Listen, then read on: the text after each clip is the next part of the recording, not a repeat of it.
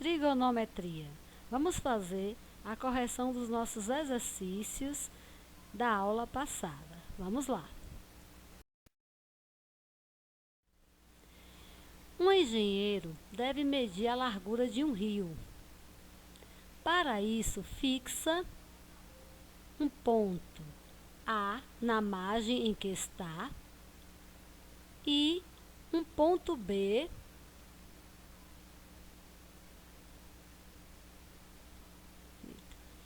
na margem que está e um ponto B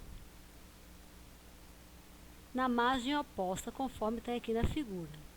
Em seguida, ele se desloca 40 metros perpendicularmente à reta AB até um ponto C e mede esse ângulo. Esse ângulo C mede 44 graus. Calcule então a largura do rio.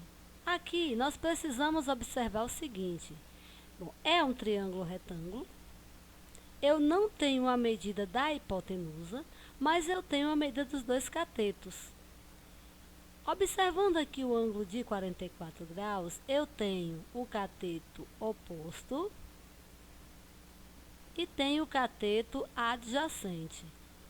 Qual das relações trigonométricas estudadas que trabalham o cateto oposto e adjacente ao mesmo tempo? Tangente. Então, a tangente desse meu ângulo, que eu chamei aqui de alfa, vai ser a divisão, a razão entre cateto oposto por cateto adjacente. Então, pego a tangente aqui, meu ângulo é de 44 graus.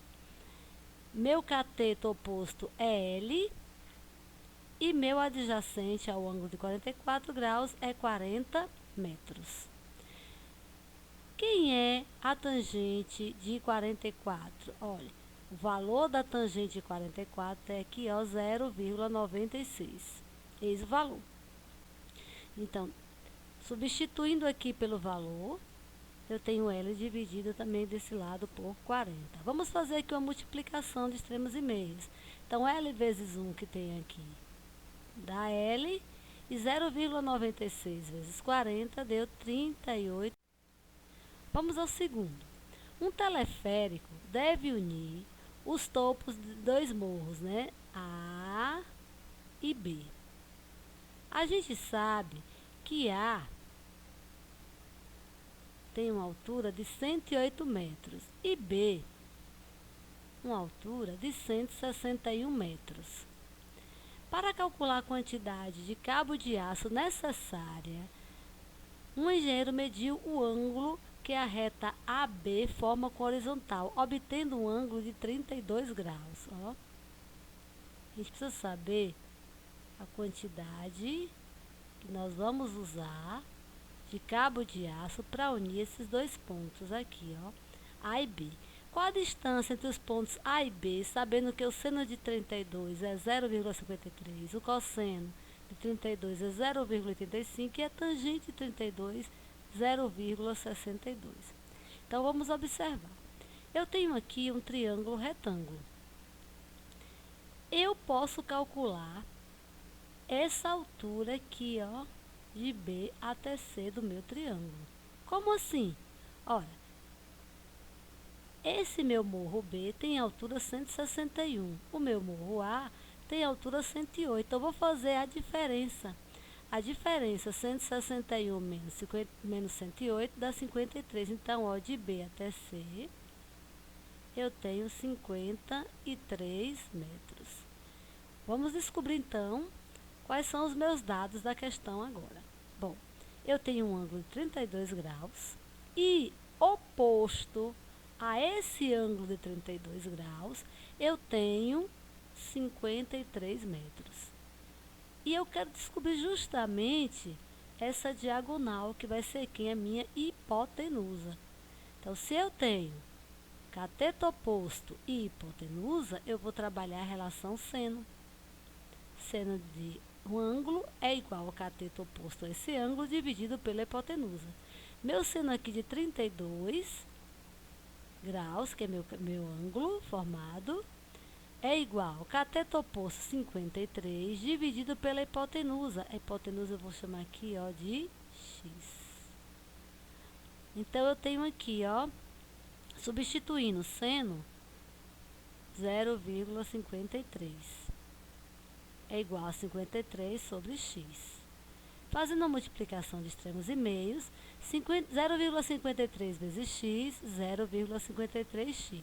53 vezes 1 que tem aqui, 53. Portanto, x vai ser igual a 53 dividido por 0,53. X vai ser igual a 100 metros. Então, essa distância aqui, ó, de A até B é igual a 100 metros. Próxima questão. Um terreno possui o formato de um retângulo, como a gente está vendo aqui, ó, na nossa figura, cuja base mede 10 centímetros.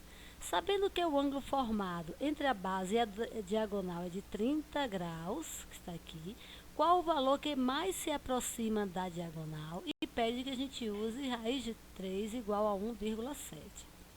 Vamos aos dados.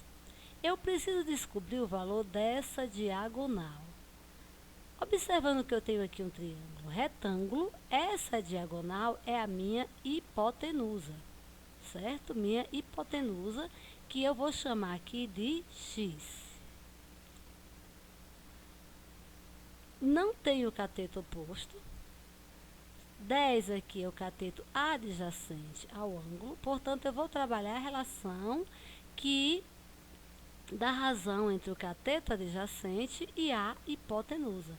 E sabendo que eu tenho aqui um ângulo de 30 graus. Então, qual das razões eu vou utilizar? Cosseno. Então, meu cosseno do meu ângulo, que nesse caso é de 30, vai ser o cateto adjacente a 30 graus, dividido pela hipotenusa. Cosseno de 30 graus é igual. Quem é o cateto adjacente? 10. Dividido pela hipotenusa que eu chamei de x. Cosseno de 30 é raiz de 3 sobre 2, é igual a 10 sobre x. Fazendo aqui a multiplicação de extremos e meios, eu tenho x vezes raiz de 3 é igual a 2 vezes 10. Então, aqui eu tenho 10 vezes 2 dá 20. Eu tenho x é igual a 20 dividido por raiz de 3. Mas eu sei também que eu não posso ter uma raiz aqui no denominador. Vou racionalizar. Então, eu tenho aqui, ó, 20 raiz de 3 vezes esse racionalizante, que é a própria raiz de 3. Então, vou multiplicar aqui no numerador e também no denominador. 20 vezes raiz de 3, 20 raiz de 3. Raiz de 3 vezes raiz de 3 é igual a raiz de 9. Só que eu tenho o valor da raiz de 9. Então, x vai ser igual a 20 raiz de 3, raiz de 9 é igual a 3. Mas manda substituir a minha raiz de 3 por 1,7.